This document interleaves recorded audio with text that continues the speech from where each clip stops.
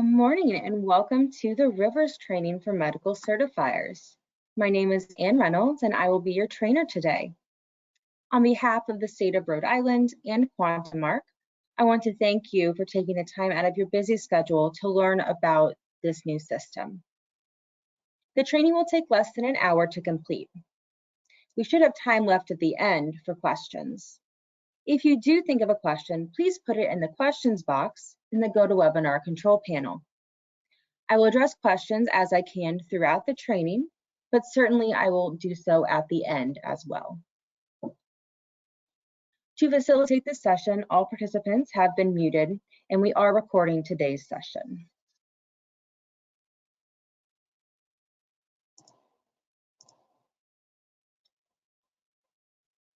As part of the registration process for today's training, you were asked to provide the necessary information to create your user account. One of the questions at the time of registration was to provide the names of all facilities where you certify death records.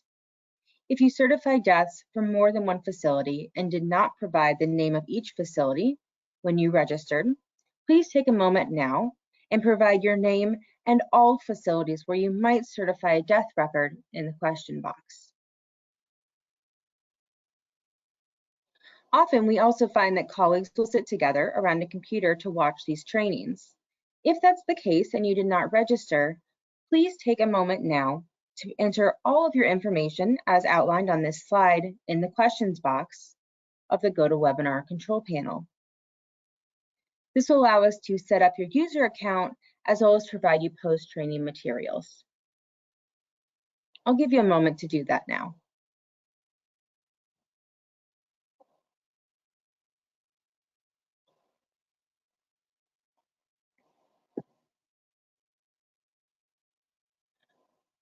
Upon conclusion of today's training, each participant will receive a recording of this presentation and a copy of the training materials via email. If you registered for the training, the email will come directly from GoToMeeting. If you put your information in the questions box at this time, you will receive an email directly from me later today.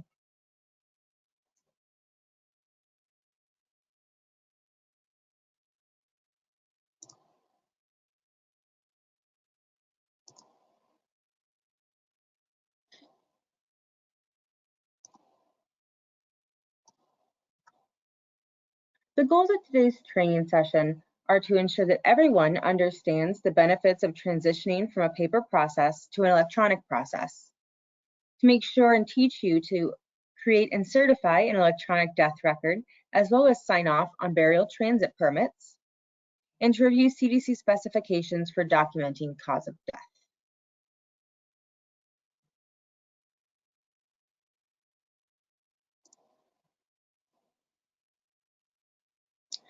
Today, our primary focus will be on how to log into the system, certify cause of death, accept a BTP.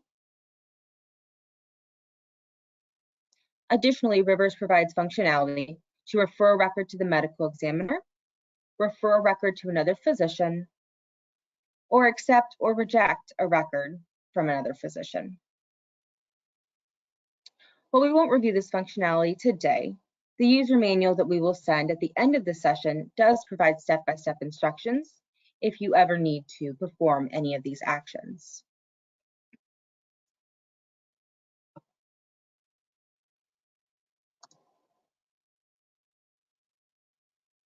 Rhode Island was one of 4 remaining jurisdictions in the US not using an electronic death system. Electronic death registration systems assist with state and national reporting of diseases, disease surveillance and planning of public health initiatives, improving timeliness of data reporting, and improving data quality. On a more practical level, they eliminate the passing of paper and improve productivity, provide certifiers like yourself with mobile capabilities, and allow certification from anywhere.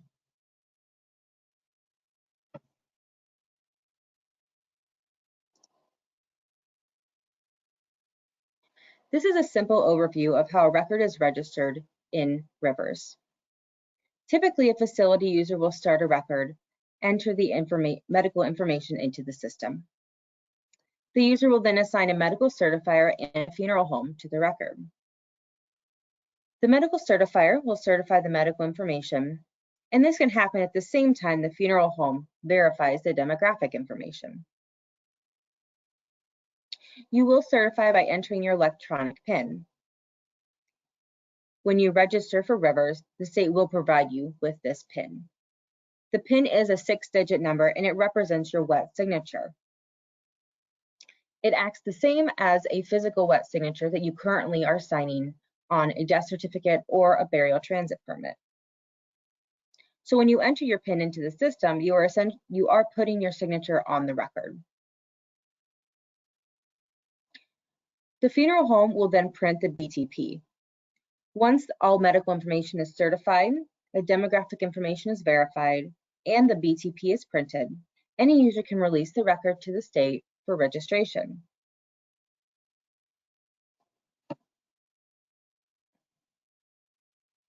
I'm going to take a moment to look and see if there are any questions so far.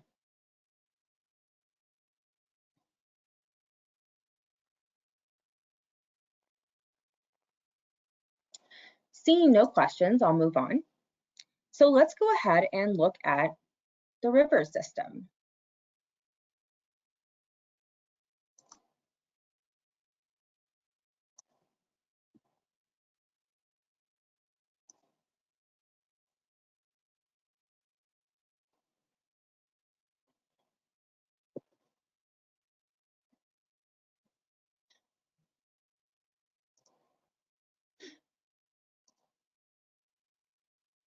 Here we have the splash screen for Rivers, the Rhode Island Vital Event Registration System. You can see that there is a very clear place to log in with this big orange button. There's also a feature for forgotten passwords. So if you forget your password, you can simply click the link and follow the prompts and your password will be sent to you. There's also some additional helpful information below that you can peruse as you'd like. I'm going to go ahead and log into Rivers. I'll click this login button and I'm taken directly to the terms of use page. You are required to complete and agree to the terms and conditions in order to get into the system. I'm going to agree to the terms and I'm taken to the login page. Your user ID will be provided to you when your user account is created by the state. You will be given a temporary password when your account is created.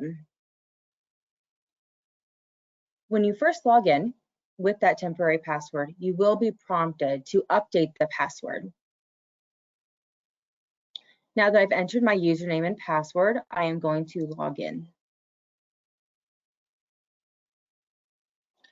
If you are a physician who works at multiple facilities and may certify records at multiple facilities, you will see a screen like this, where you have this option to select a location. In my instance, I also have multiple options, so I'm going to select the facility where I will be working today. If you do not work at multiple facilities, you will simply be directed right into the system. I'm going to enter into the system now. And so if you do not have multiple locations, you'll be directed straight to this page of Rivers. This is the global page. You can see that from the top of the screen where we have global. And this is where you are able to update your account settings, fix your password, things like that. To do so, you would simply go to Tools, select Utilities, and you have the option to change your password. You also have other functions such as printer setup and updating your profile.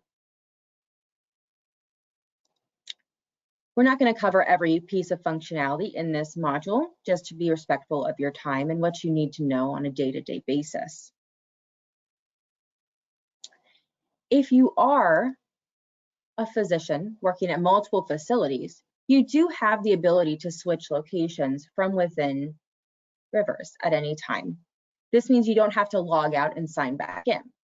To do so from within the module, you simply select Function and switch location. This will take you back to the location selector. You can then use the drop-down to pick the other hospital or the next facility where you will be working.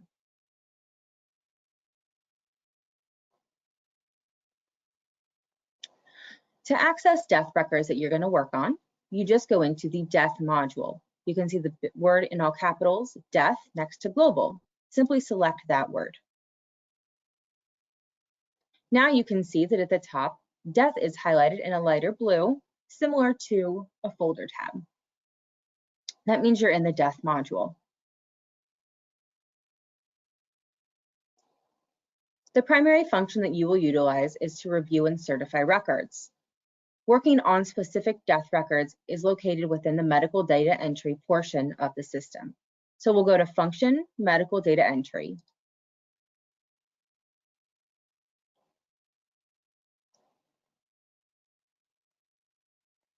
The system will provide a pop-up notifying you of the number of active records that are incomplete at the facility.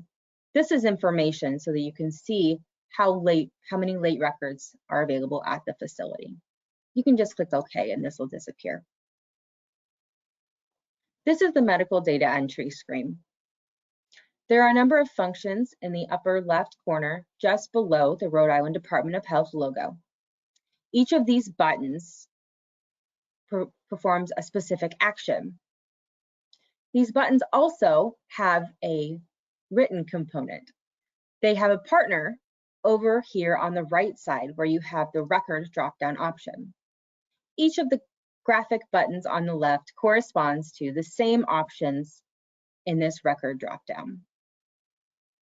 Throughout the system, you'll see that you can select either from the icons on the left or from a drop-down menu on the right.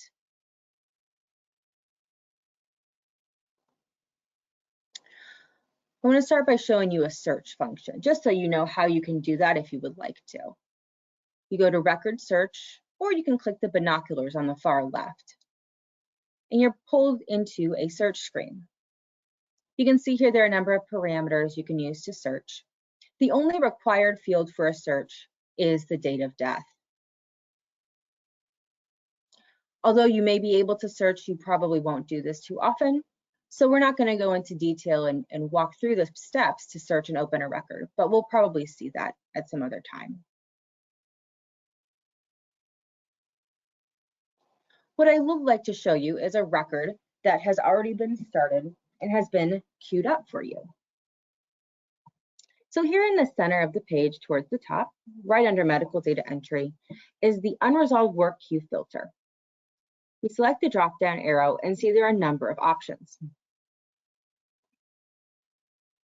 The primary options that you will be interested in as a medical certifier are all unresolved and awaiting medical certification.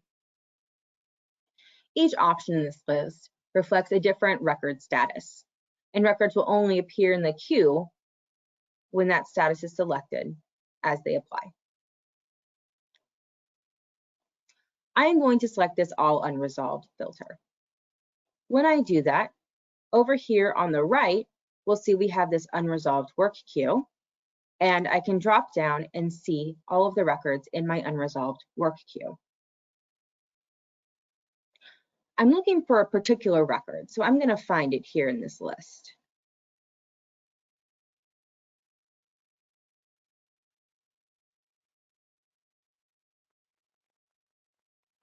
Okay, here is the record that I want to work on.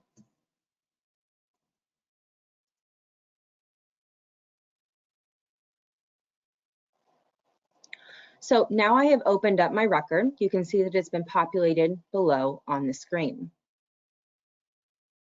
You as a medical certifier are taken directly to the Medical 1 tab, shown on the left side of the screen. You will see that there are demographic tabs 1 through 5 above the medical tabs. These are the responsibility of the funeral home to complete. Staff at the facility and the medical certifier are responsible for completing tabs 1 through 4. We can see here there are check marks just to the left of Medical 1 and Medical 4. These indicate that the medical information has been completely entered for those tabs. However, you should always review the information to make sure it is correct. I'm going to do that now and start talking through the different fields on this record. So the system is made to tab through. So I know that this decedent is Alicia Summers, and that's correct. So I don't need to make any changes, so I'll just tab through those fields. I realize that this is actually an incorrect date of birth. I'm going to change this. So as you go through, even if the record has been started and these fields have been completed, you can still update the information as appropriate. Date of birth is going to be a double data entry field. And that means that this additional box will pop up and you have to verify the information you've typed. This is just to confirm that you haven't made a typo in the information. I've entered the same date of birth and moved on. Now, I already know that the sex is female. I'm going to take a look and see that this information is correct, time of death, date of death. And I can add a pronounced information if I would like to. I'm not going to for this record though. I'm going to click Save here. It's important to know that the Next button will not save the record, so you will need to click Save as you complete information. Now to get to the next tab, you can either click the Next button at the bottom, or you can simply select the tab from the left, like so.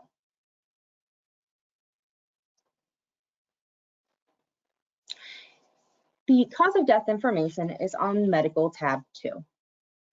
As with a paper record, cause of death is entered in sequential order, starting with the immediate cause and ending with an underlying cause.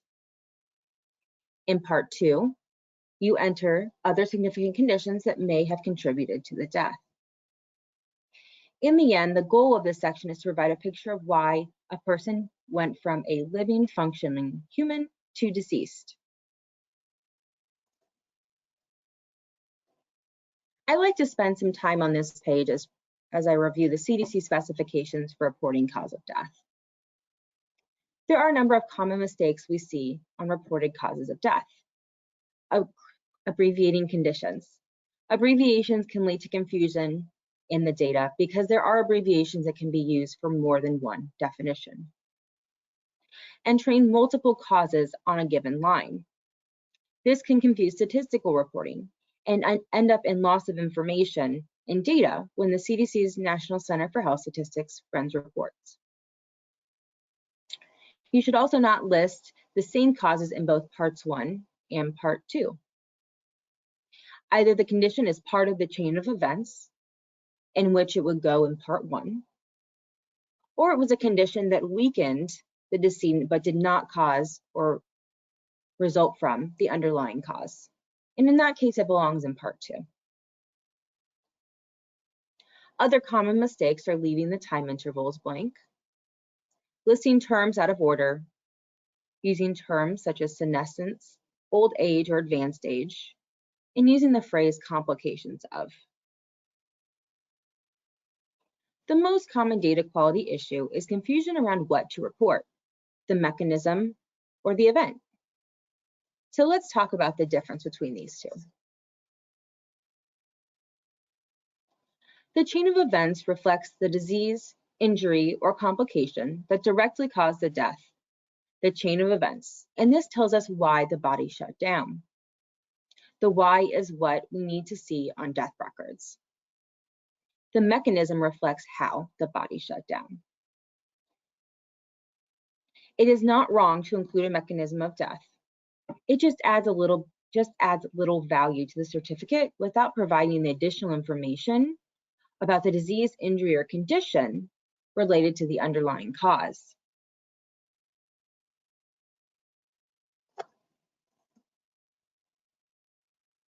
We understand that the events leading to death may not be 100% clear. In these cases, it is often more appropriate to use qualifying terms, such as probable, most likely, consistent with, apparent, or unknown etiology.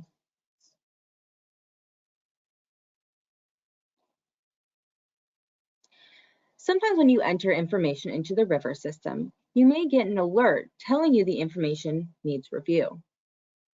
There are two types of edits in the River system. A soft edit, which is just the system asking you if you really want to put that information. You can push through those edits.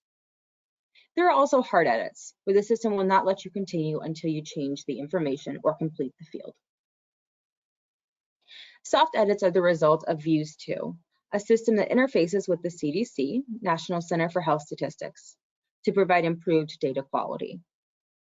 Other soft edits are Rhode Island specific and reflect needs of public health programs in the state.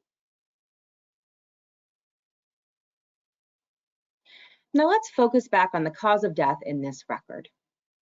Cardiac arrest was already entered with an onset to death not stated. It's very common that we see cardiac arrest or heart attack as the only cause of death on a record. However, it's never acceptable to be the sole cause of death reported. Cardiac arrest is a mechanism of death and requires additional information. Anytime a mechanism or terminal event are reported, they require that at least an underlying cause is given.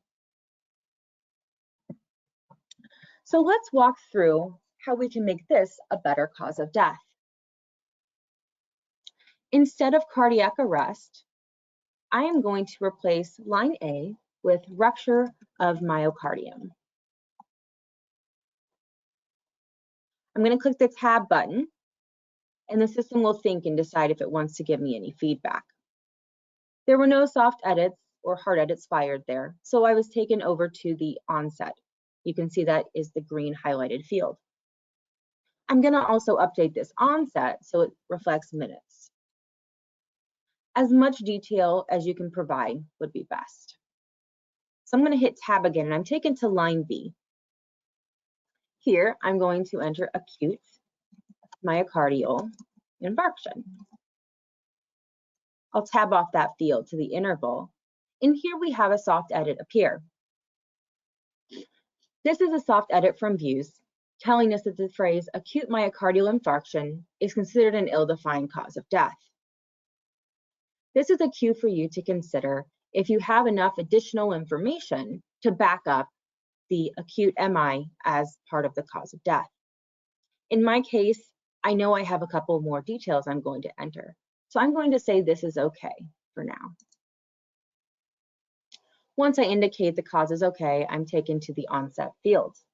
Here I will enter days.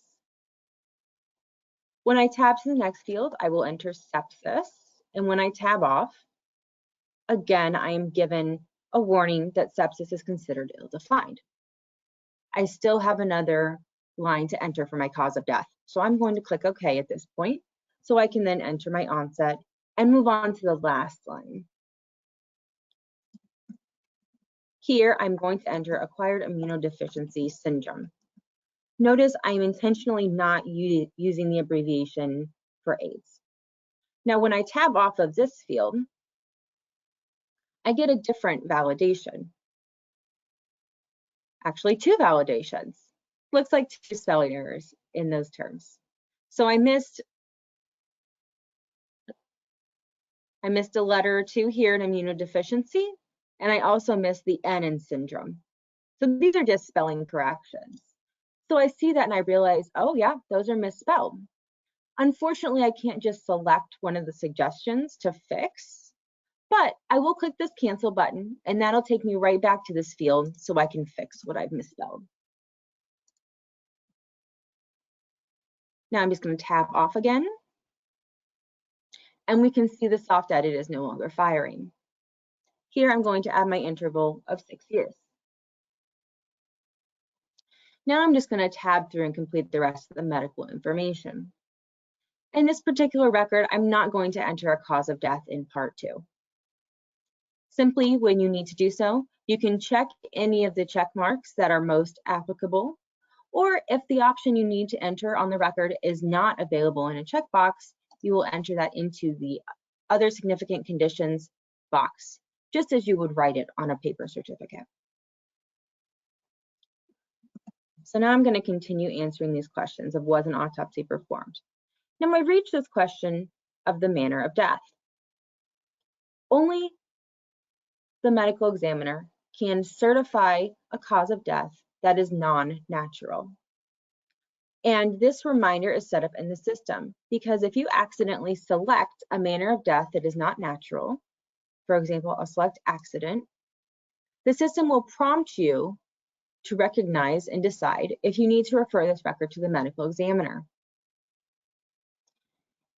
If you do need to refer the record to the ME, you can simply click yes and follow the prompts to send the record to their office. However, it could very well be a mistake and you click the wrong value. So I'll click no, and that field is cleared out so I can reselect my correct manner of death, in this case, natural. Referral to the ME is a basic functionality in the system. I'm just not going to show it to you as I don't believe that's a day-to-day function that you'll need all of the time. Training materials we will send to you later will include step-by-step instructions on how to refer records to the ME. So now that I've completed manner of death, I'm going to tab through. I'm going to say the ME was not contacted and tobacco did not contribute. Here, I'm going to select a response. So I want to show you this hard edit here. Select pregnant at time of death. Say yes.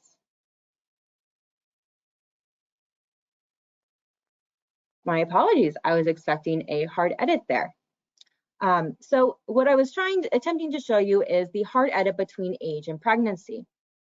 When there is a low age or a very high age, the system will recognize that there is a discrepancy between the likelihood of pregnancy and age. In that case, a pop-up will appear requiring you to verify or update the decedent's date of birth or the pregnancy status. I'm going to click Save on this record.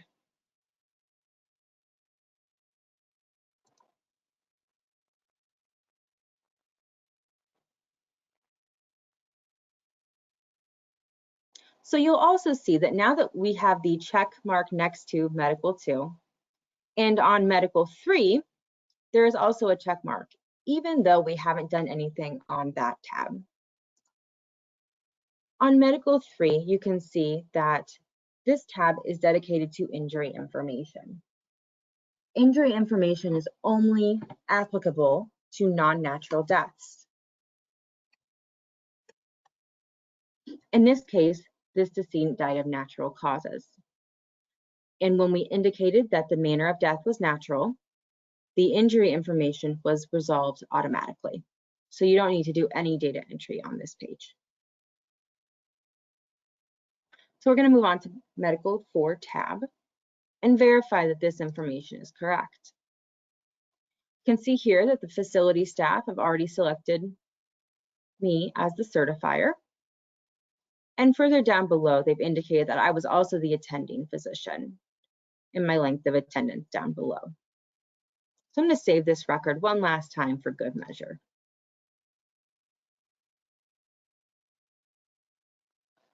Now, I think I'm probably ready to certify, but I want to double check.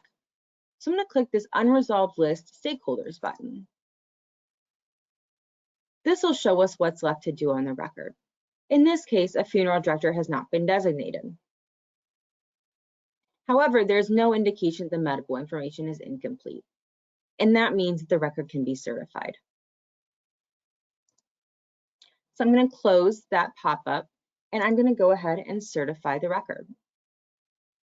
To certify the record, I'll use this record drop-down and select medical certification.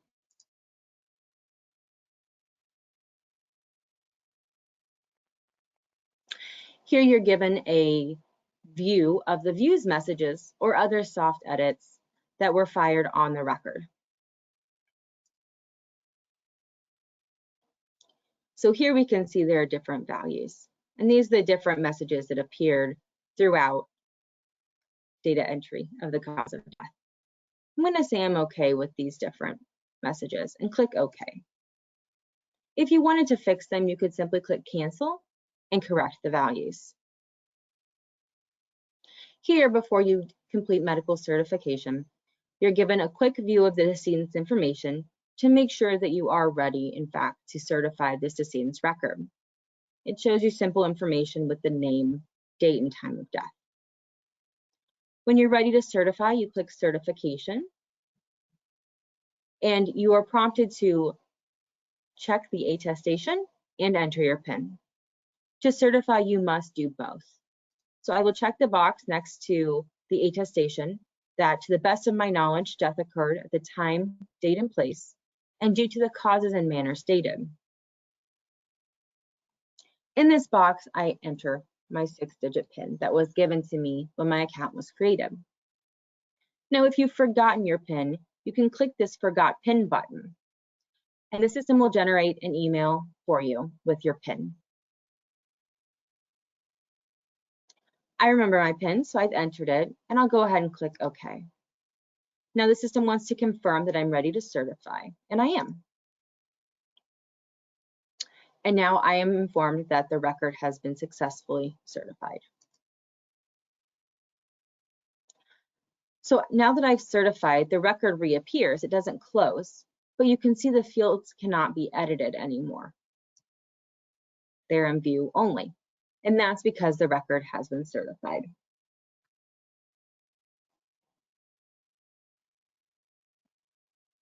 I'll take a moment to check and see if there are any questions at this point.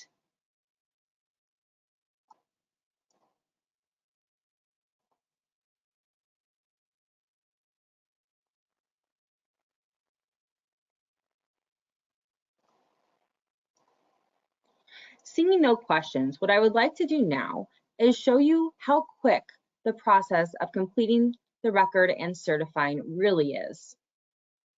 To do so, I'm going to pick another record from my unresolved work queue.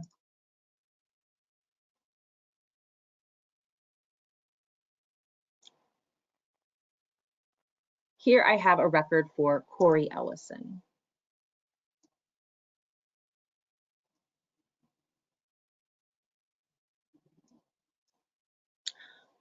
I noticed a question come in. So the question I received was, if I'm a physician in an office or in a hospital, how does a case get into my queue? That's a great question. So cases will get into your queue because they've been started at your or one of your medical facilities, and you have been listed as the medical certifier on the record. In particular, you'll see those as awaiting medical certification.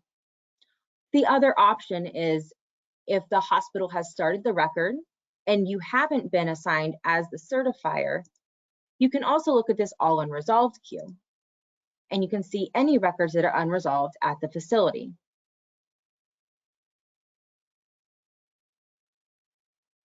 That'll allow you to see any records that you may need to work on. If you can't locate a record, you can always search for the record, or you can coordinate with your facility staff to make sure that you are appropriately added as the certifier.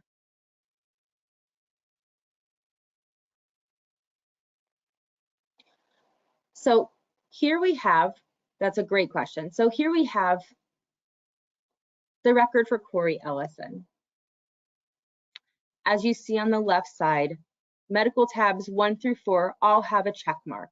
That means the information has been completed, but you always want to review it just to make sure it's accurate. So I'm going to take a look here at medical tab 1. And I think this is all good. I don't see any errors. I don't have information to add in this pronounced information for this record. So I'm going to look at medical tab 2.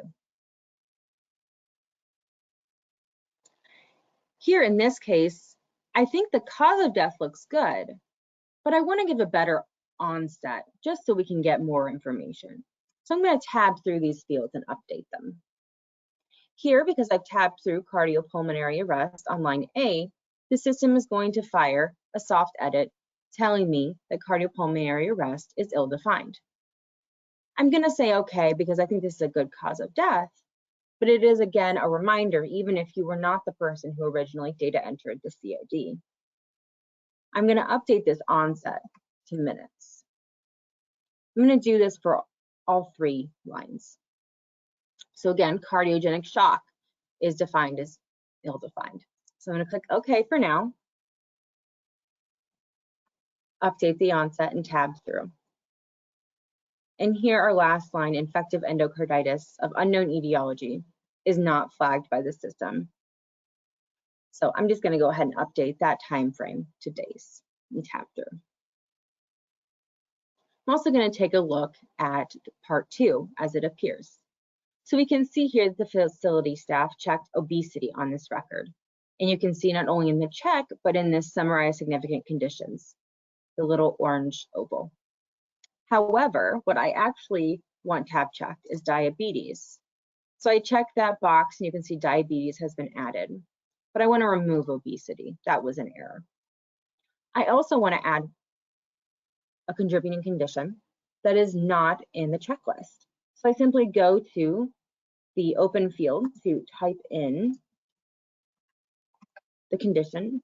I type it in, and when I tab out of that field, you can see the condition I typed, acute liver failure, now appears in this summarized significant conditions list.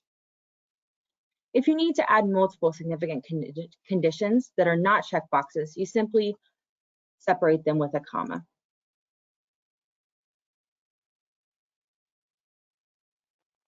So now I'm going to finish reviewing the information on this tab.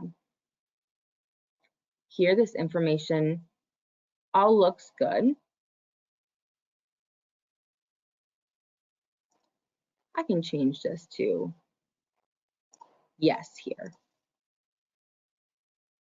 on the tobacco question.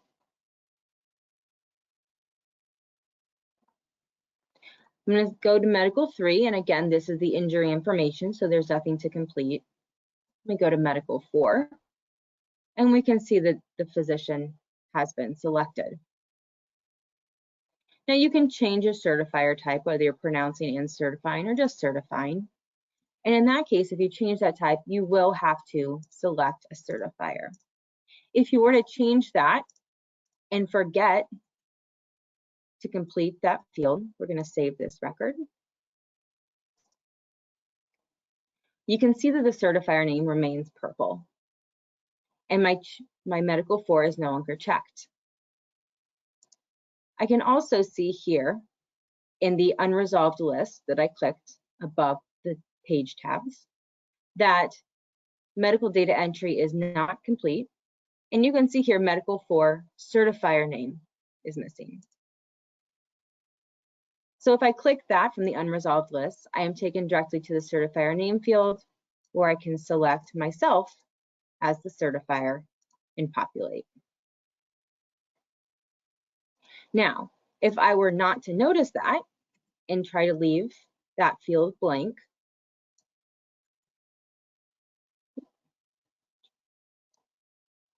without a value, and try to certify, we go up to record, medical certification. Sure, I'll go ahead and save my changes. And I'm given a warning to please resolve all medical fields. This is another version of a hard edit, where you must complete a mandatory field to certify the record. So I'm going to say OK.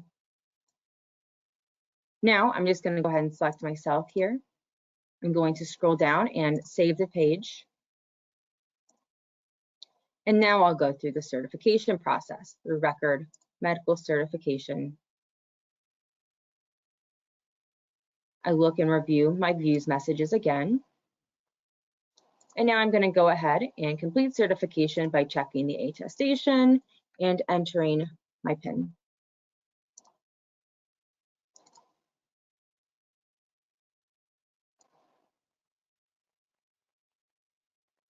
And now we can see that the record has been certified and we can only look at the record information. I want to pause here for any questions.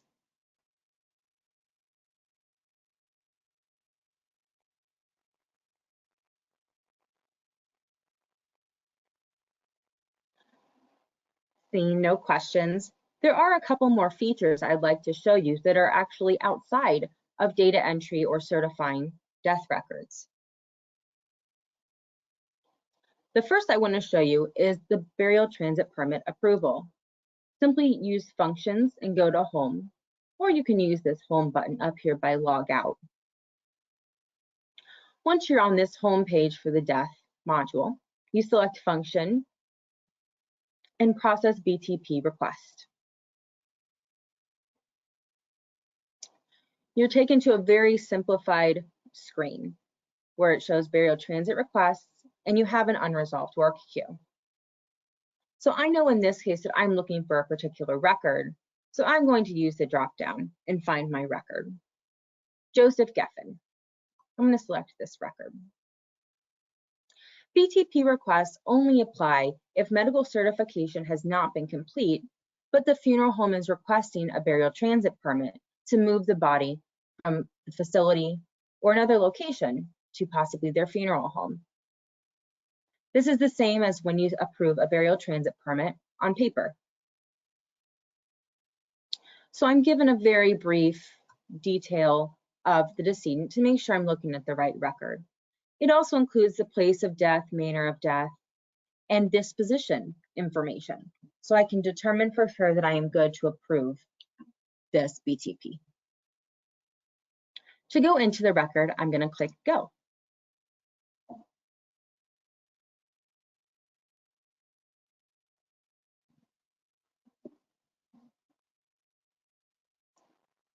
From this view, you're able to see the entire record. You can click through all of the fields, but you'll notice that none of them can be changed. That's because this is a BTP approval. You're not editing the record itself. It's important to look through all of the information that's available to determine that the BTP can be approved. Once you've reviewed and determined the record can have a BTP completed, you can either go to the far left below the Rhode Island Department of Health logo and click the check mark to accept, or on the right, you can click Process and click Accept. You'll be prompted to enter your PIN because this is a process that requires a wet signature on paper, and now it requires your digital signature in the system. So I'm going to enter my PIN and click OK. And the BTP request has been successfully accepted.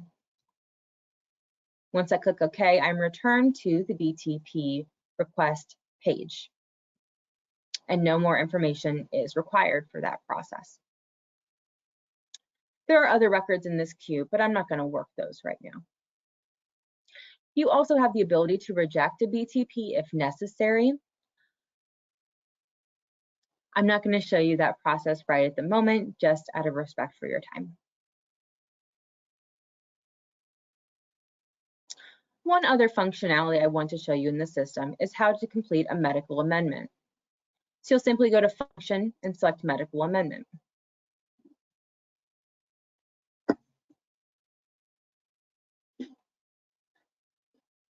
Here in the medical amendment screen, you may have records in an unresolved work queue, but it's more likely that you'll be creating the amendment. To create an amendment, you have to look up the record. So we're going to do record and search. So I'm going to do a search here. I have a record in mind that I'm going to amend, but I don't remember the specific date of death. The system allows me to enter zeros for the month and day, and then I can enter the year, and that'll allow me to appropriately search for the record. I do, however, also remember the decedent's last name. So I'll include that in there so I can make sure to get a simpler result. I'm going to scroll down and I click Search. And here, Ariel Solis is the record I'm going to open. So once I've highlighted that record, I will select it. Here we can see the information about this decedent.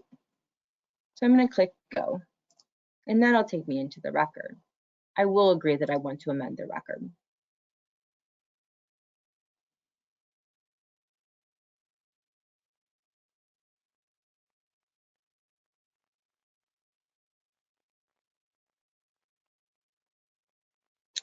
So what I would like to do is I'm taken directly to the comments page, but I need to make an amendment to the medical information.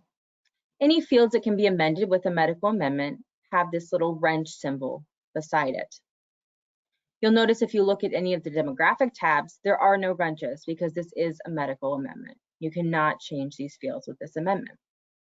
I'm going to go back to Medical 2 to fix some information. I am actually going to update the other significant conditions section. So I'm going to say diabetes was actually incorrect. I'm going to click this little wrench next to that field. And what you see at the top section is a view only of what the record currently shows. In this case, diabetes is checked. What I'm going to do is also check hypertension. So you can make the changes you'd like in this second section.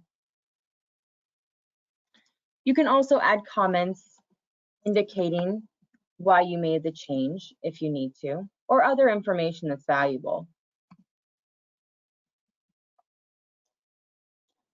Also, when you do a medical amendment, it's a good idea to provide additional documentation. To do so, you simply indicate the document type, so provide a name, who issued it, I'll enter my own name, the issue date, I'm going to say it's today's date, and the date of the document. In this case, I'll say the date of death. Now, the most common way to upload a file is with the little folder button. It's a basic file upload that you would see on most websites. You also can scan directly into the system if you have that ability.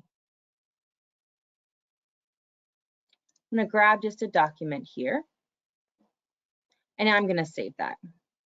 And that means my document was uploaded. You'll see the document information cleared out, and that just allows you to add more documents if you would like. I'm just adding the one document, so I'm going to confirm changes. I'm taken back to the screen, and I can see where the changes were made with these little red exclamation points. I can also go up to Process and View Corrections, and this will give me a summarized list of the changes. It'll also allow me to look at the evidence that I have uploaded.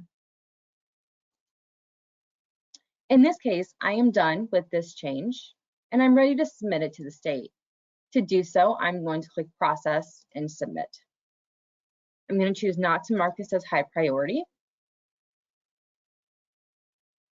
And here I am again prompted to certify the changes with my PIN.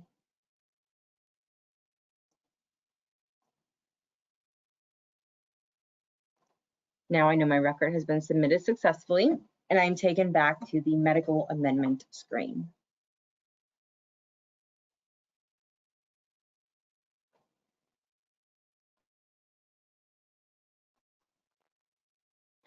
At this time, I want to talk about next steps for you as the user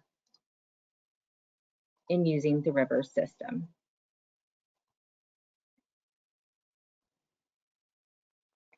After this webinar, you will receive an email with additional information and step-by-step details and FAQs. Please review the email with the webinar recording, look at the user guide, and the frequently asked questions that are sent. Take advantage of today's recording. The recorded training will serve as a reference guide if you ever need a refresher. Please complete the one-page new user agreement form that is online on the live Rivers splash page. The link is shown on screen here, but will also be included in your follow-up email. Also complete the online registration located on the Rivers splash page. Once you register, the state will check to see if you have a completed training. And so it will be important to provide your information so that we know you have completed training and can get your account set up. Lastly, please complete our training survey that we will be sending out at a later time. I would also like to remind everyone that Rivers will be going live on January 4th. Throughout that week, we will be hosting refresher trainings so you can jump on if you need a quick refresher in Rivers.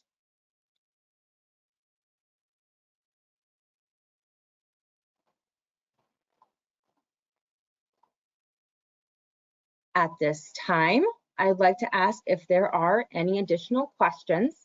Please add them to the questions box and go to webinar, and I'll take a look and address any questions that are already there.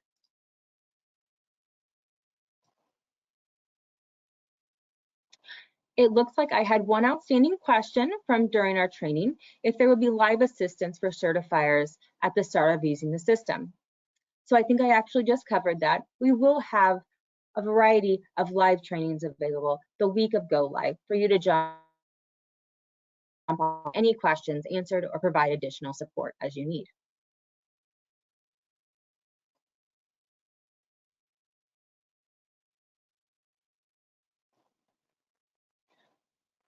Seeing no additional questions, thank you all for your time. I appreciate you joining me for this training, and I hope it was beneficial. Please have a great day and keep a lookout for our follow-up emails.